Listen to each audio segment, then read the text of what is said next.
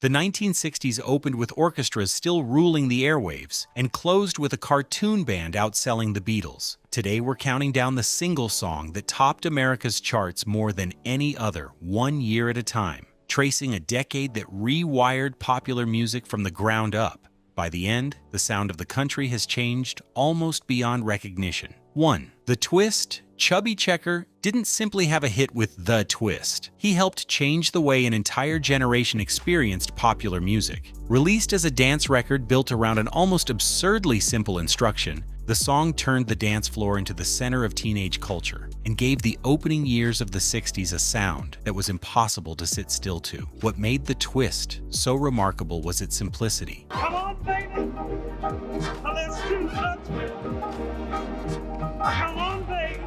There was no complicated arrangement or deep lyrical message to distract from the beat. The song existed to make people move, and they did. Teenagers, parents, celebrities, and even older generations all found themselves doing the same dance, turning a straightforward rock and roll number into a nationwide cultural phenomenon. Its success also signaled something important about the decade ahead. The polished orchestral pop of the late 50s was beginning to compete with music built around rhythm, youth, and participation. The audience wasn't just listening anymore. They were dancing, copying the movements, and making the song part of everyday life. The 60s were about to become louder, younger, and much harder to control, and The Twist was one of the clearest early warnings that popular music was changing. 2. The Loco-Motion. Little Eva's The Loco-Motion arrived at exactly the right moment, when American pop music was becoming increasingly tied to teenage culture, dancing, and records that could turn an ordinary song into a nationwide craze. Written by Jerry Goffin and Carole King, the song was originally intended for another singer,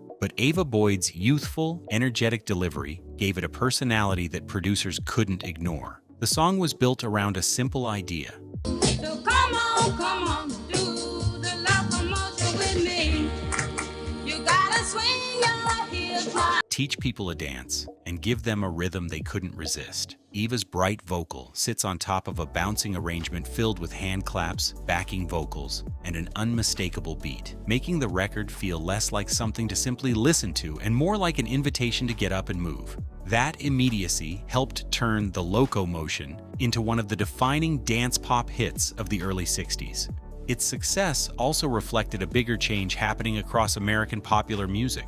Songs were becoming closely connected to youth trends, television appearances, dance crazes, and the growing influence of teenagers as a commercial audience. The record's enormous popularity showed that a catchy hook and a memorable dance could cross age groups and become part of everyday culture. Before the decade would move into the British invasion, psychedelic rock, and increasingly ambitious songwriting, the Loco-Motion captured the lighter, more playful side of the musical revolution already underway. 3. Stranger on the Shore. Mr. Acker Bilk, a British clarinetist with a thick beard and a bowler hat, became an unlikely chart topper in America with a piece he'd originally written as a lullaby for his young daughter. There was no grand ambition behind it at first, just a father working out a gentle melody at home, never imagining it would cross an ocean and dominate a chart built almost entirely around teenage pop idols and rock and roll singles. The instrumental spent an extended run near the top and finished as the year's best-performing single by cumulative chart points, an outcome that stunned even Bilk himself given how quietly the record had built its audience. It arrived on American shores almost by word of mouth, picking up steam gradually on easy listening radio, before crossing into the mainstream Hot 100 entirely. Bilk reportedly hadn't even planned an American release, assuming the tune's appeal would stay confined to British listeners who already knew his work.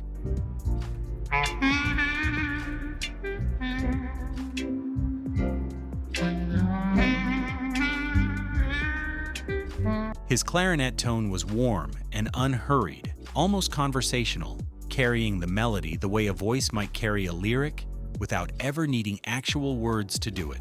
That warmth made it feel like nothing else charting that year.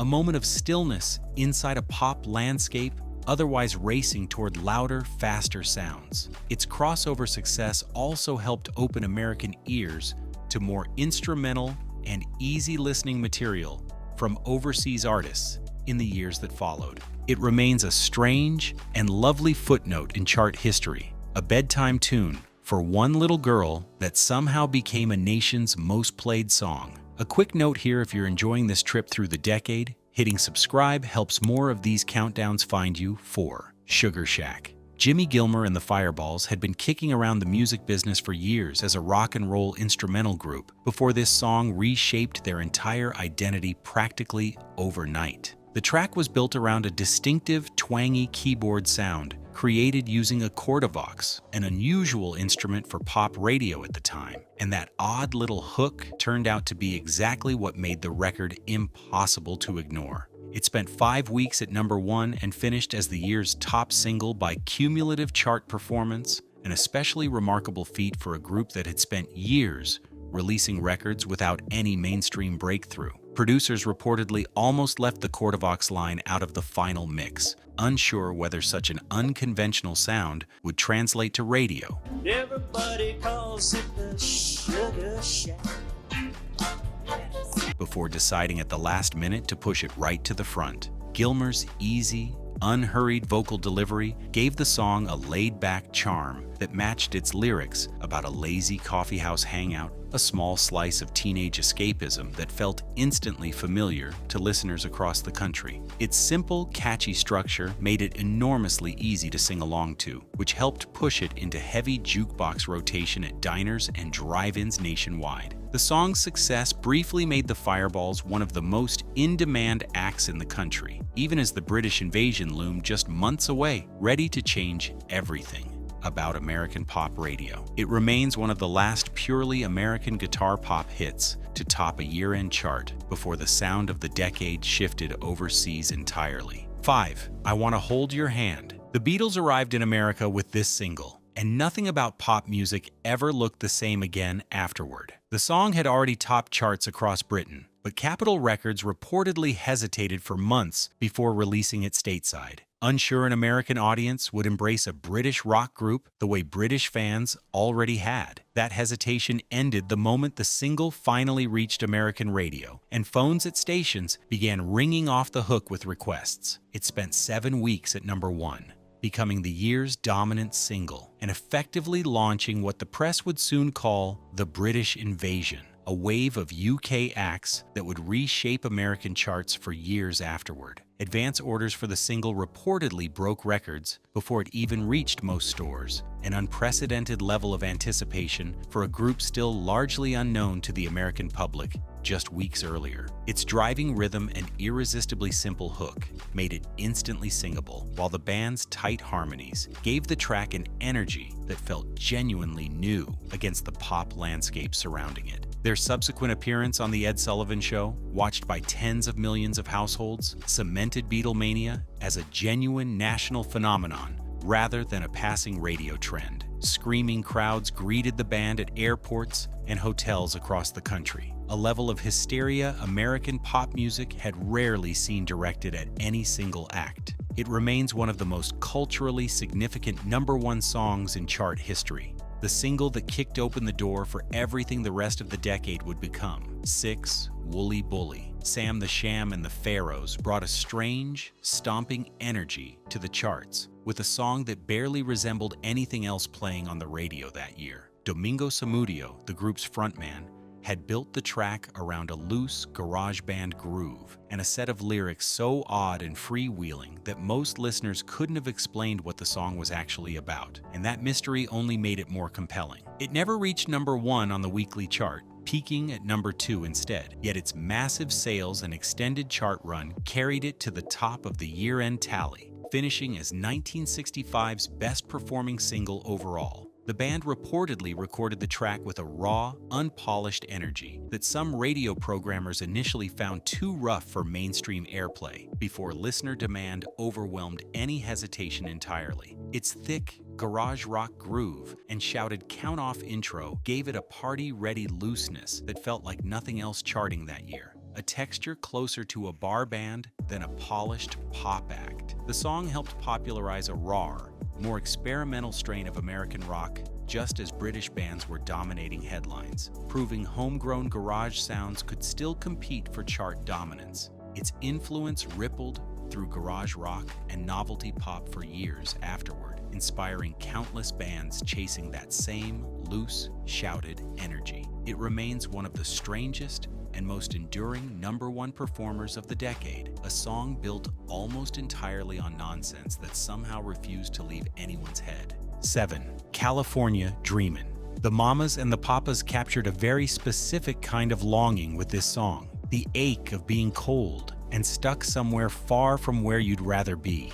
John Phillips reportedly wrote it during a genuinely freezing New York winter, homesick for the warmth and ease of the West Coast, and that specific personal discomfort gave the lyrics an emotional honesty that resonated far beyond his own circumstances. It never actually reached #1 on the weekly chart, peaking at only #4, yet its steady sales and lengthy chart run carried it to the top of the year-end tally, finishing as 1966's biggest song by cumulative performance. The group's producer reportedly pushed hard for the song's release as a single despite some hesitation within the band, convinced its atmosphere set it apart from anything else on their debut record. The interplay between the group's 4 distinct voices gave the track a lush, layered richness, each harmony stacking on the next until the chorus felt almost cinematic in scope. Denny Doherty's flute solo added a wistful, dreamlike texture that became instantly recognizable, a small instrumental touch that outlived the song's original moment by decades. Its imagery of sunshine and escape helped soundtrack an entire generation's fantasies about heading west, feeding directly into the countercultural migration that would define the years just ahead. It remains one of the most beloved songs of the decade, proof that a song never touching #1 could still end up owning an entire year. 8. To Sir with Love. Lulu had already built a career as a teenage pop singer in Britain, but this song, written for a film about a struggling teacher and his unruly students, gave her a chance to sing something with genuine emotional weight behind it. She performed the track herself in the movie, playing one of the students whose respect the teacher slowly earns, and that on-screen context gave the song's gratitude and warmth and authenticity audiences responded to immediately. It spent 5 weeks at #1, Now Man Me You Want Mum Rewind, becoming 1967's biggest single and marking the commercial peak of Lulu's career in America, a country where she'd previously struggled to find the same traction she already enjoyed at home. The film itself became a surprise box office hit, and the song's popularity only grew as audiences left theaters humming its swelling, string-laden chorus. Her vocal performance balanced youthful sincerity with real vocal power, building from a tender verse into a soaring, grateful chorus that captured exactly what the film's story was trying to say without words. Its lush orchestral arrangement gave it a grandeur that stood apart from the garage rock and psychedelia increasingly filling the airwaves around it that same year. The song's message of gratitude toward a mentor struck a chord well beyond the film's original audience, turning it into a staple at graduations for years afterward. It remains one of the most heartfelt #1 hits of the decade, a rare moment of pure sincerity amid a year otherwise defined by musical experimentation. 10. Sugar. The Archies weren't even a real band, just a group of studio musicians assembled to soundtrack a Saturday morning cartoon, and yet they somehow outsold every actual rock star charting that year. Producer Don Kirshner had grown frustrated managing the very real egos of the Monkees and reportedly built the Archies specifically because an animated group couldn't argue about material or demand creative control. A cartoon that would simply sing whatever song it was given. It spent 4 weeks at #1 and became the best-selling single of the entire year, beating out records from the Beatles, the Rolling Stones, and Stevie Wonder, despite belonging to a group that existed only on television. The song had reportedly been offered first to the actual Monkees, who turned it down as too lightweight, a decision that left the door open for a cartoon band to claim the hit instead. Ron Dante and Tony Wine provided the uncredited studio vocals, bringing Archie and Betty to life, their voices carrying a bright, bubblegum sweetness that made the song feel almost defiantly simple against a year full of heavier, more experimental music. Its massive success helped define an entire subgenre of upbeat, disposable pop that critics dismissed and audiences adored in roughly equal measure. The song's sugary simplicity stood in sharp contrast to the more serious, socially conscious rock dominating the era. A reminder that pure fun never really goes out of style. It remains one of the strangest chart-topping stories in music history, closing out the decade with a cartoon band nobody could stop humming along to. From an orchestra's quiet swell to a cartoon band's sugar rush, the 1960s proved just how far American pop could travel in 10 short years. Through instrumentals, garage rock, the British invasion, and bubblegum pop. Which of these songs defined your decade? Let us know in the comments. And if this trip through the 60s brought back memories, like, subscribe, and join us for the next one.